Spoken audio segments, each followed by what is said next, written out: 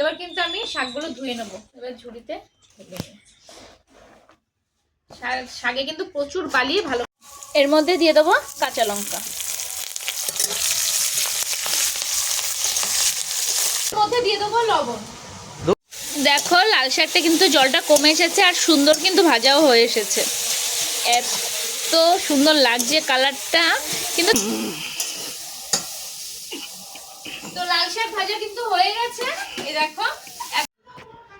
নমস্কার বন্ধুরা, আমি মনীষা রান্নাঘর তোমাদেরকে অনেক অনেক অনেক স্বাগত। আর আজও চলে আসলাম নতুন একটা রেসিপি নিয়ে। তো গতকালকে আমাদের এখানে হাটবার ছিল আর সেখান থেকে কিন্তু এই লাল শাকগুলো নিয়ে আসা হয়েছে। আর এই লাল শাকগুলো আজকে ভাজা করবো। তো আমি কিভাবে ভাজা করি সেটা তোমাদের সাথে শেয়ার করবো। তো চলো লাল শাকগুলোকে ভালোভাবে কেটে নিই। এরকম ভাবেই না, এটা গার্ডের মারা আছে আর এরকম ভাবেই গোড়া থেকে কেটে দিচ্ছি। এবার বেছে নেব। দেখো সব বেছে ফেলে দিয়েছি, এর মধ্যে ঘাস লতা পাতা ছিল। এবার কিন্তু আমি ভালোভাবে লাল শাকগুলো কুচিয়ে নেব। ভালোভাবে সমস্ত লাল শাকগুলো কেটে নেবো এরকম ভাবে।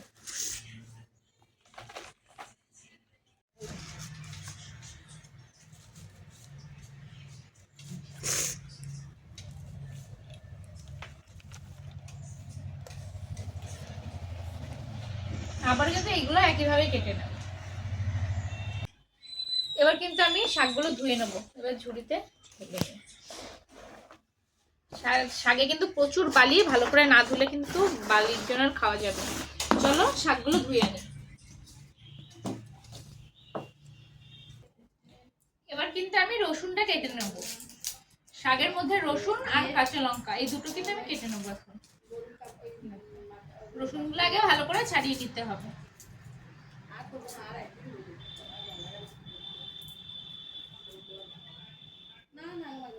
রসুনগুলো ভালো করে ছাড়িয়ে নেব।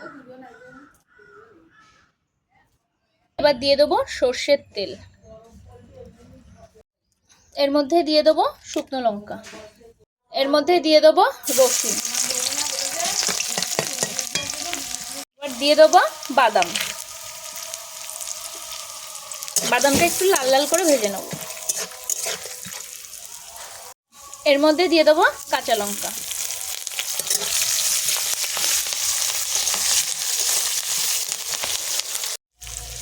এবার দিয়ে দেবো ধুয়ে রাখা লাল শাকগুলো।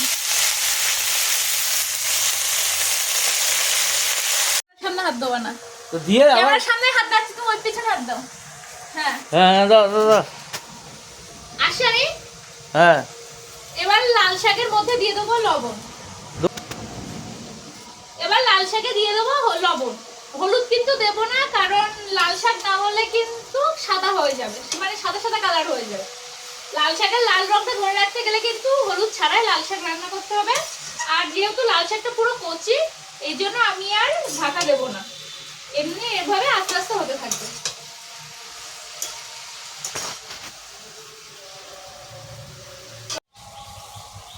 দেখো লাল শাক কিন্তু আমি ঢাকা দিইনি, তাই দেখো কতটা জল বেরিয়ে গেছে। যেহেতু একদম কচি লাল শাক, আর তোমাদের লাল শাক যদি একদম কচি না হয় তাহলে কিন্তু অবশ্যই তোমরা ঢাকা দিয়ে করবে।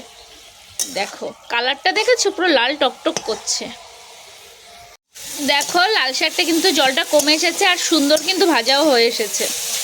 এত সুন্দর লাগছে কালারটা, কিন্তু ক্যামেরায় অতটা ভালো কালারটা আসছে না, কিন্তু দারুণ লাগছে দেখতে। জানো না